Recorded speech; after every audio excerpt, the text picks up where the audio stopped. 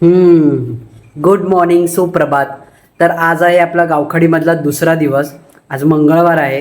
तर आता आपण जात आहोत गणपतीपुळेला. ऑफकोर्स इथे आल्यावरती मी गणपतीपुळेला जातोच, पण योगायोगाने आज अंगारकी पण आहे आणि आपला उपवासही आहे.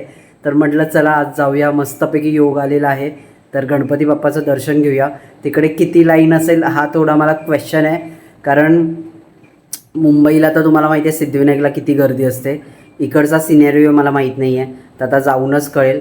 हां, तुम्हाला आजूबाजूला हे कपडे सुकत घातलेले दिसत आहेत, कारण की ना आपण त्या दिवशी जे ट्रॅव्हल करून आलो ना तेव्हा पाऊस खूप होता ना.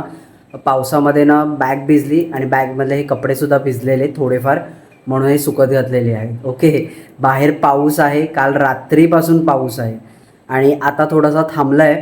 तर आता आपल्याला निघायचं आहे. सकाळचे 11:22 झाले. वाव, अरे शेट, म्हणजे ना तुम्हाला दाखवण्यामध्ये तो टायमिंग नव्हता, पण मला दिसला तो 1112 होता, एंजल नंबर. तर दिसतच राहतात, भरपूर दिसतात भाई. एवढा स्टॉक झाला आहे ना एंजल नंबर्सचा, काही ना काही सांगतायत आपल्याला एंजल्स. So bless. निघायचं आहे, थांबलो आहे कारण ना काकी खिचडी बनवते. सो खिचडी खाऊया आणि आजच्या प्रवासाला सुरुवात करूया. ओके, खोबरं का टाकलंस?